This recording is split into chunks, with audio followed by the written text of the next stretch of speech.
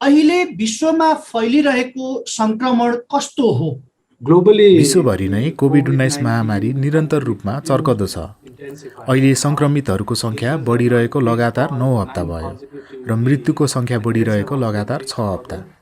यसलाई यसरी हेरौँ, विश्वभर गत हप्ता पत्ता लागेका संक्रमणका घटनाहरू करिब महामारीको पहिलो 5 महिनामा पत्ता लागेका घटनाहरूको बराबर थिए। गत हप्ता 57 लाख संक्रमित पत्ता लागे भने 93,000 भन्दा बढी मानिसको मृत्यु भएको जानकारी विश्व स्वास्थ्य सङ्गठनलाई प्राप्त भएको छ। महामारीको सुरुवातदेखि अहिलेसम्म संक्रमितहरूको संख्या 15 करोड नाघेको छ भने मृत्युको संख्या 31 लाख। विश्व स्तरमा हेर्दा यो चिन्ताजनक प्रवृत्ति हो। अर्कोतर्फ विश्वभरि नै नयाँ भेरिएन्टको प्रभाव देखिएको छ, जुन तपाईले सुन्नुभएकै होला। वर्षभरिको लकडाउन र नियन्त्रणका अन्य उपायपछि धेरै मान्छे भेला हुने ठाउँहरू खुल्न थाले भने खोपको वितरण पनि अपर्याप्त रह्यो। त्यसैले उल्लेख्य प्रगति हुँदाहुँदै पनि संसारभर, विशेषतः दक्षिण पूर्वी एसिया र विकासशील राष्ट्रहरूमा खोपको वितरणमा अत्यास लाग्दो असन्तुलन छ। नेपाल भारत जस्ता देश किन यसको मारमा पर्दैछन्? अरू देशले कसरी यसलाई नियन्त्रणमा लिए? राम्रो प्रश्न सोध्नुभयो। जुन देशले यसलाई नियन्त्रण गरे वा महामारी नियन्त्रणमा केही प्रगति गरे, तिनीहरूमा जनस्वास्थ्य सुरक्षा मापदण्डको मेहनतपूर्वक कार्यान्वयन भएको छ।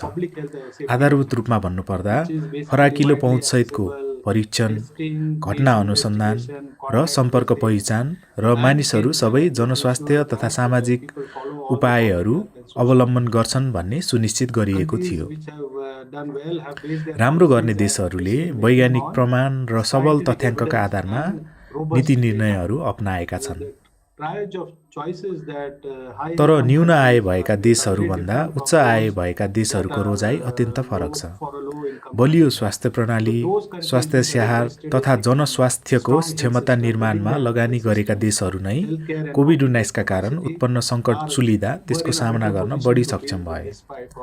अहिले देशहरूमा के बुझाइ बढ्दो छ भने विगतका दशकमा स्वास्थ्य प्रणालीमा गरिएको अपर्याप्त लगानीको प्रतिफल नै कोभिड-19 को सङ्कटको रूपमा दुर्भाग्यवश देखा परेको छ।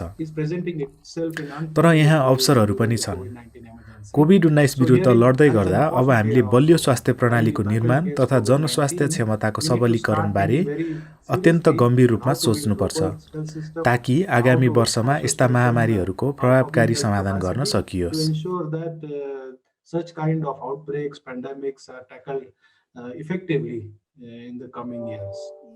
Now in Nepal, had WHO predicted such situation in Nepal? Had WHO advised to the government, or did the government not take advice of WHO? What do you say, doctor? विश्व स्वास्थ्य सङ्गठन आधारभूत रूपमा एउटा प्राविधिक निकाय हो। हामी नेपालको स्वास्थ्य तथा जनसङ्ख्या मन्त्रालयलाई कोभिड-19सँग सम्बन्धित विभिन्न क्षेत्र तथा विषयमा विश्वव्यापी प्रमाण तथा सुझाव उपलब्ध गराउँछौँ।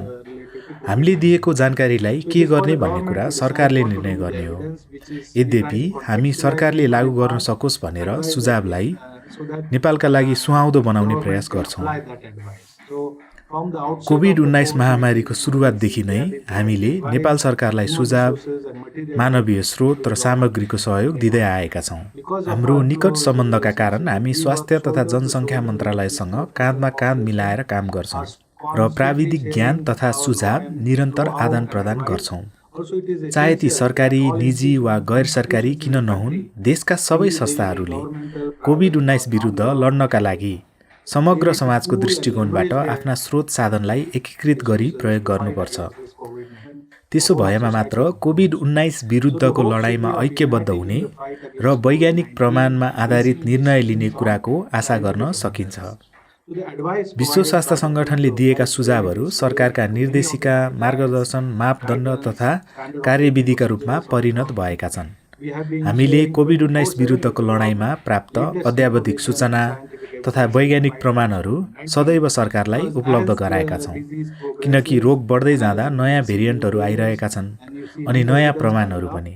हामी तत्कालै तिनलाई सम्प्रेषण गर्छौं र सरोकारवालाहरूलाई यस विषयमा छलफल र निर्णय अगाडि बढाउनका लागि मनाउन हाम्रो शक्ति, विश्वसनीयता र भूमिकालाई प्रयोग गर्छौं। विश्व स्वास्थ्य संगठनका कर्मचारीहरू संघीय वा केन्द्रीय तहमा मात्र नभएर प्रादेशिक तहमा पनि राखिएका छन्, जसले यस कठिन समयमा महत्त्वपूर्ण सहयोग उपलब्ध गराउँछन्। मूलतः विगत 1 वर्षदेखि नेपालमा हामीले समग्र व्यावहारिक दृष्टिकोण अपनाएका छौं।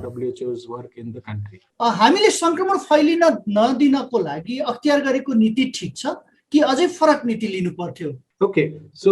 हामीसँग जनस्वास्थ्यका विभिन्न कार्यक्रमहरू छन्, जस्तै घटना अनुसन्धान, सम्पर्क पहिचान, जोखिममा रहेकाहरूको क्वारेन्टिन तथा संक्रमित वा बिरामीहरूको आइसोलेसन, संक्रमणको विस्तार रोक्न वा कम गर्न मास्क लगाउने, हातको सफाई गर्ने तथा भौतिक दूरी कायम गर्ने उपाय पनि छन्। उपचारका लागि अक्सिजन र डेक्सामेथाजोन पनि छन्। कोभिड-19 को रोकथामका लागि विभिन्न सुरक्षित तथा प्रभावकारी खोपहरू पनि छन्। अब हामीले गर्नुपर्ने जरुरी काम भनेको यिनमा पहुँच विस्तार गर्नु, संक्रमण रोक्नु र जीवन बचाउनु हो। नेपालले कोभिड-19 विरुद्ध लड्न यी विभिन्न रणनीतिहरू अपनाएको छ। उपलब्ध साधनको निरन्तर र समतापूर्ण प्रयोग भएमा केही महिनामा नै यस महामारीलाई नियन्त्रण गर्ने विभिन्न साधनहरू हामीसँग छन्। खोप एक महत्त्वपूर्ण तथा शक्तिशाली उपाय हो, तर एउटा मात्र उपाय होइन। भौतिक दूरी, मास्क, हातको सफाई, हावा सञ्चार अर्थात् भेन्टिलेसन, निगरानी, परीक्षण, सम्पर्क पहिचान, आइसोलेसन, क्वारेन्टिन र स्नेहपूर्ण स्याहार सुसार यी सबैले संक्रमण रोक्न र जीवन बचाउन सहयोग गर्छन्। हामीले बिर्सनुहुन्न कि सही नीति हुनु भनेको समाधानको एउटा पक्ष मात्रै हो, अर्को पक्ष चाहिँ यसको पूर्ण कार्यान्वयन हो। मैले भनिसके कि कोभिड-19 विरुद्ध लड्नका लागि सरकार र समग्र समाज चाहिन्छ, अनि नेपालमा पनि यही कुरा लागू हुन्छ। कोभिड-19 महामारी परास्त गर्न समाज तथा समुदाय, सञ्चार माध्यम तथा पत्रकार हामी सबै एक हुनुपर्छ। यो अवस्था हेर्दा कहिलेसम्म रहला अथवा यसको फैलावटको अवस्था हेर्दा मानव सभ्यता नै सखाफ हुने देखिन्छ? पहिले भने जस्तै महामारीको रोकथाम सुनिश्चित गर्नका लागि हामीले भाइरसको संक्रमणको श्रृङ्खला तोड्नुपर्छ। त्यसका लागि हामीले जनस्वास्थ्य व्यवहारका नयाँ मूल्य मान्यताको पालना गर्नुपर्छ। त्यसैले अगाडिको बाटो सहज त छैन, किनकि हामी विश्वव्यापी आपूर्ति श्रृङ्खला अन्तर्गत नै काम गर्दैछौँ, जहाँ धेरै प्रकारका निर्भरताहरू छन्। तर संक्रमण दर डर लाग्दो हुँदाहुँदै पनि हामीले निको हुने दर पनि बिर्सिनु हुँदैन, जसले हामीलाई आशा दिन्छ। हाल नेपालमा करिब 83% मानिस निको भएका छन्। हालसालै संक्रमितको संख्यामा तीव्र वृद्धि हुँदा निको हुने दर घटेको अनि सक्रिय संक्रमितको संख्या बढेको देखिन्छ। तर पनि आशावादी हुने कारण के छ भने 275 भन्दा बढी खोपहरू विकास हुँदैछन्, जसमध्ये 91 को चिकित्सकीय परिचालन सुरु भइसक्यो र विश्व स्वास्थ्य संगठन अनि सदस्य राष्ट्रका कडा नियामक निकायहरूले तीमध्ये कतिलाई आपतकालीन प्रयोगका लागि बाटो खोलिदिइसके। विकास प्रक्रियाको चरणमा रहेका यी खोपहरूले विभिन्न प्रकारका खोपका विधि र प्रविधि अपनाएका छन्। यीमध्ये केही निष्क्रिय बनाइएका पूर्ण भाइरस, इनएक्टिभेटेड होल भाइरस र भाइरल भेक्टर जस्ता पुराना, अनि केही mRNA र DNA जस्ता पहिलोचोटि प्रयोग भएका नयाँ प्रविधि छन्। यिनले धेरै किसिमका सुरक्षित तथा प्रभावकारी खोप पाउने हाम्रो सम्भावनालाई बढाएका छन्। अहिले खोपको अवस्था कस्तो छ? नेपाल जस्ता देशले सहज रूपमा खोप पाउन किन सकिरहेका छैनन्? खोपको पर्याप्त उत्पादन राष्ट्रिय सहकार्यमा भर पर्छ। सर्वप्रथम त म के बताउन चाहन्छु भने खोप विकासको इतिहासमा कुनै पनि रोगको खोप यति छिटो विकास भएको छैन। त्यसैले यदि अनुसन्धान, उत्पादन क्षमता, खरिद तथा ढुवानी प्रक्रियामा लगानी गर्न सम्पूर्ण विश्व एकीकृत हुने हो भने अभूतपूर्व तीव्रता हासिल गर्न सकिन्छ। कोभिड-19 त एउटा उदाहरण मात्र हो। सरकारहरूबाट तत्कालै महत्त्वपूर्ण राजनीतिक तथा आर्थिक प्रतिबद्धता चाहिन्छ। उनीहरूको सहयोग बिना विश्व स्वास्थ्य संगठनको विश्वव्यापी खोप सञ्जाल गाभी र महामारी तयारी नवप्रवर्तन गठबन्धन सेपीले यस महामारीको अन्त्यका लागि सबैतिर सबैलाई खोप पुर्याउन बनाएको कोभ्याक्सलाई विभिन्न सरकारहरूबाट ठूलो लगानी आवश्यक हुन्छ। नेपाल जस्तो देशहरूमा खोपको सुनिश्चितताका लागि पनि यो आवश्यक छ।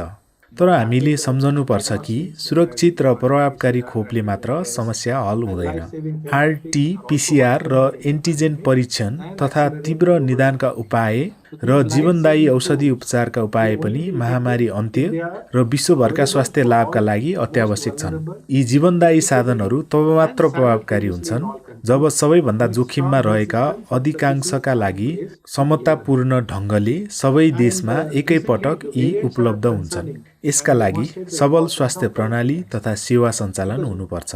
हालै देखिएका भेरिएन्टहरू चिन्ताका विषय हुन् र तिनले सामूहिक कदमको महत्त्व दर्शाउँछन्, किनकि भाइरसलाई फैलिन दिँदा वा सङ्क्रमणको श्रृङ्खला तोड्न नसक्दा नै म्युटेसन हुन्छ र भेरिएन्ट उत्पत्ति हुन्छन्। त्यसैले विद्यमान जनस्वास्थ्यका उपाय लागू गर्दै खोप उत्पादन र वितरणलाई सकेसम्म छिटो अगाडि बढाउँदै भाइरसलाई परास्त गर्नु महत्त्वपूर्ण छ। विश्व स्वास्थ्य सङ्गठनले सक्रियतापूर्वक भनिरहेको छ कि हामीसँग अझै धेरै खोप उत्पादक हुनुपर्छ। तिनमा बौद्धिक सम्पत्तिको सवाल सम्बोधन गर्नुपर्छ। नयाँ कम्पनीहरूलाई पनि खोप उत्पादनको अनुमति दिनुपर्छ ताकि ठूलो परिमाणमा खोप उत्पादन होस्। तपाईलाई थाहा छ कि निगरानी, यो कस्तो भाइरस हो आदि विषयमा उपलब्ध भए अनुसारका आनुवांशिक जेनेटिक सूचनाको आदान-प्रदान, जिन सिक्वेन्सिङ क्षमता नभएका देशहरूको क्षमता विकास, खोप विकास गर्ने देशहरूबीचको सहकार्य, अनुसन्धान, खोप उत्पादन अनि सबैको तिनमा पहुँच, भाइरसलाई परास्त गर्न यी सबै कुरा जरुरी छन्। यसमा धेरै तत्त्व संलग्न छन् र सबैको बलियो सहकार्य चाहिन्छ। नेपालले भारतको जस्तो अवस्था आउन नदिन के गर्नुपर्छ? मैले पहिले भने जस्तै जनस्वास्थ्य सुरक्षाका उपायहरूको पूर्ण पालना हुनुपर्छ र उच्च तथा तीव्र गतिमा खोपको विकास हुनुपर्छ। म बुझ्छु कि नेपालमा खोप ल्याउनु एउटा चुनौती हो, तर हामीसँग देशभित्रै विभिन्न साधनहरू छन् जुन अन्य देशहरूले पनि देखाइसकेका छन्। राम्रोसँग गरिने घटना अनुसन्धान, सम्पर्क पहिचान, सङ्क्रमित र बिरामीको आइसोलेसन अनि जोखिममा रहेकाहरूको क्वारेन्टिन, यी नै सङ्कट समाधानका मन्त्र हुन्। अहिलेसम्म आइपुग्दा यी उपायहरू परिचित भइसकेका छन्। सँगै एक वर्षभरि नै निरन्तर लकडाउन हुँदा मान्छे तनावमा परि थाके, त्यसपछि धेरै हदसम्म खुला गरियो। तर मानिसहरूले सार्वजनिक स्वास्थ्य मापदण्ड पालना गर्दछन् र आफूसँग भएका स्रोत साधनको उपयोग गर्दछन् भन्ने कुरा हामीले सुनिश्चित गर्नुपर्छ। विभिन्न देशहरूले धेरैभन्दा धेरै खोप बनाउँदै गर्दा खोप त आउला, तर मुख्य कुरा तिनको निरन्तर र तीव्र प्रयोग कसरी सुनिश्चित गरिन्छ भन्ने पनि हो। निषेधाज्ञा छ अहिले, यो बेला सरकारले गर्नुपर्ने अनिवार्य काम पनि गरेन भन्ने गुनासो आइरहेको छ। पहिलो दोस्रो के काम गर्नुपर्छ? यस कोभिड-19 महामारीका लागि संसारको कुनै पनि देश पर्याप्त मात्रामा तयार थिएन। यसका लागि तपाईले अहिले सिङ्गो संसारको स्थिति हेर्न सक्नुहुन्छ। त्यसमा पनि अल्पविकसित स्वास्थ्य प्रणाली भएका गरिब राष्ट्रहरूमा यसको असर बढिरह्यो। हुन त कोभिड-19 बारे विज्ञानको विकास पनि निरन्तर जारी छ। विगत एक वर्षमा क्षमता विकास र तयारीका लागि धेरै काम भएका छन्, तर दशकौंसम्म स्वास्थ्य प्रणालीमा लगानी गर्न हामीले गुमाएको अवसरको क्षतिपूर्ति यो छोटो समयमा नै हुन्छ भन्ने आशा गर्नु कठिन छ। अहिले धेरैभन्दा धेरै मानिसले महसुस गरेका छन् र मैले मन्त्री प्रधानमन्त्रीहरूले पनि भनेको सुनेको छु कि जीवन नै पहिलो प्राथमिकता हो, स्वास्थ्य नै पहिलो प्राथमिकता हो। विश्व स्वास्थ्य सङ्गठनका धेरै सिफारिसहरू सरकारले आफ्ना मार्गदर्शन निर्देशिका जस्ता दस्तावेजमा स्वीकार गरेकोमा हामी खुसी छौँ। सरकारका सबै तह र समुदायको स्तरमा पनि यसको निरन्तर कार्यान्वयन महत्त्वपूर्ण छ। समुदायको सशक्तिकरण र संलग्नता पनि जरुरी छ। कोभिड-19 को जटिलताका कारण सरकार र समाजका सबै क्षेत्र र तहको एकीकृत प्रतिकार्य आवश्यक छ। साथै व्यक्तिगत प्रतिकार्यको महत्त्वलाई पनि कम आँक्नु हुँदैन। अहिले महामारीको बेलामा चाहिएको साहस भनेको सबै जनस्वास्थ्य तथा सामाजिक मापदण्डको पालना गर्नु हो। जस्तै मास्क लगाउनु पर्यो, नियमित हात धुनु पर्यो, सामाजिक रूपमा नजिक रहे पनि भौतिक दूरी कायम गर्नु पर्यो, आफू पर्याप्त हावा बहने वातावरणमा भएको सुनिश्चित गर्नु पर्यो र भिडभाडमा जानु भएन। यस महामारीलाई अगाडि बढ्नबाट नियन्त्रण गर्ने हो भने यी उपायहरूलाई निरन्तर पालना गर्नुपर्छ। Do you want to appeal anything to Nepali people? म सम्झाउन चाहन्छु कि हामी सबै अगाडि बढ्नुपर्छ र आफू र अन्यलाई सुरक्षित राख्ने आफ्नो व्यक्तिगत जिम्मेवारी पूरा गर्नुपर्छ। सबैलाई आग्रह गर्न चाहन्छु कि कृपया जनस्वास्थ्य निर्देशिका पालना गरौँ, मास्क लगाऊँ, बारम्बार हात धुऔँ, भौतिक दूरी कायम गरौँ र उपलब्ध हुनासाथ खोप लगाउन आनाकानी नगरौँ।